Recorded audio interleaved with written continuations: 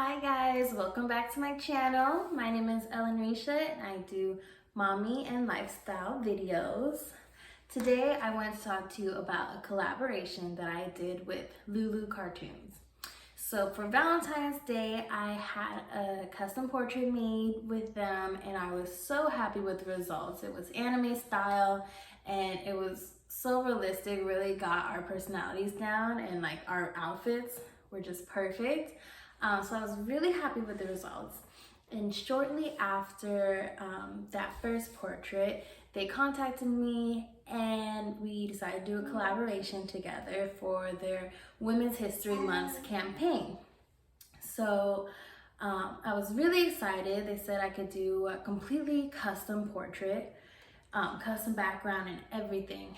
So it took me a little while to decide what I wanted. They told me to tell them what I want, send them pictures, describe it, and then they'll get back to me. So the first time I got a portrait, I sent them pictures and I got the portrait back in less than a week. So they worked really fast.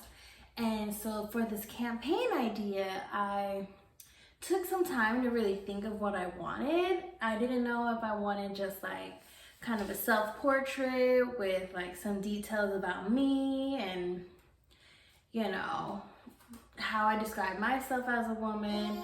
I didn't know if I wanted to go down that alley, but then thinking about it, it just kind of felt a little like pretentious to have like a self-portrait of me and my hobbies in our house when everyone here knows who I am. So I don't know, that might be something I do later on down the line, but I really wanted to do something more meaningful.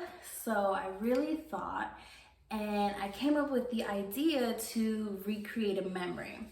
And so this memory really stands out for me because for me, it was a time when I decided to go outside of my element and do something bold and do something that women aren't particularly like advised to do, you know. So the moment I decided to recreate was the moment that I reunited with my boyfriend. So quick backstory, my boyfriend and I grew up together in San Diego, California. We met in middle school. After middle school, I moved to Nevada and now we live in Houston, Texas. Okay, so I was living in Houston at the time that this happened. And so my boyfriend and I had always just been friends, and we're the type that are relationship people. We're just never single. So we always just were platonic, respected whatever each person had going on. So in this time of my life, I'm single for like the first time ever, and just really not having luck in that area and really not even wanting to like explore the dating scene really. And at the time, it was my best friend and my mom's birthday. So we were going to California, and for my mom's birthday, I wanted to take her back home to visit family and friends. And so in this trip, I hit up my boyfriend, who was my friend then, told him I'll be in town and I wanted to come see him. And so at this moment, we drove from LA to San Diego, and the whole drive, all I could think back on was a promise him and I had made each other in high school.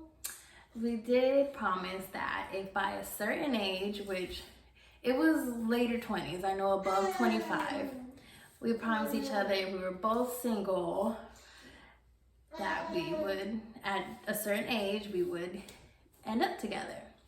And so all I could think of was like this promise, and at this time it was just totally a gamble. I had no clue what his relationship status was or anything.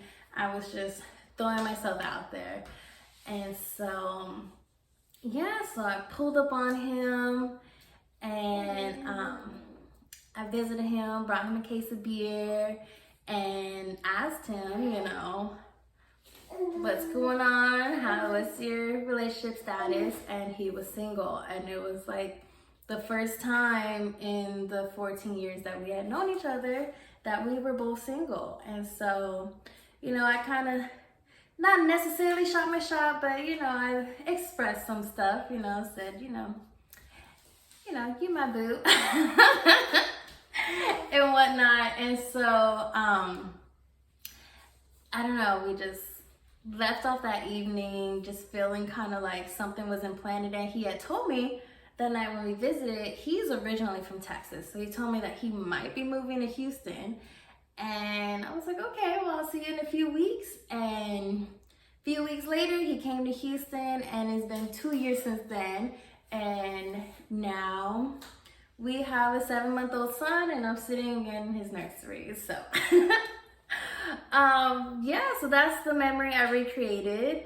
And so I was a little nervous to like describe what I wanted. I felt like it was like really specific. So I put a little paragraph like, I reunited my boyfriend, etc. We could somehow capture us reuniting in the street specifically, and the area was real important. So I sent them pictures. We took pictures this night that we reunited. So I had pictures of our outfits that we wore and everything. And I even went to Google Earth and looked up that address and showed them like what the scene looked like. And I sent it all to them, and I was like nervous that they weren't gonna like get what I was trying to say. But oh my gosh, like literally it was just a few days later, they came back with a portrait, and it's perfect, and it completely encompasses what I was describing and what I was envisioning, and I love it. I love it so much, so I'll show you in a second. But yeah, so I just want to say this was what I thought of with Women's History Month, was just going after what you want, being bold, taking chances. You're either gonna win or you lose, you know, but if you don't play, then you just forfeit. Like, you can't win without trying. And so, you know, women are always taught, especially like in like the old Disney movies, the princess just sits there and waits for something to happen, waits for her prince to come, you know. But it's important to step out of your comfort zone and make the first move sometimes, or just go after what you want. Or if you just get a crazy thought like, you know, I think I want him, I'm gonna go pull up on him and just see what happens, you know. You never know what can happen. Now I have my 7-month-old son, Kellen, which you might hear him in the background, and I feel like none of this would have happened if I didn't decide to just pull up on this guy this rainy day in California. It never rains in Southern California except for when you want to do something. Okay, so last and behold, here is the portrait. I got it anime style again, and I just love this so much. It's just, this is exactly what happened that night, what I envisioned. This is our outfits. And then the leg being up is totally me too.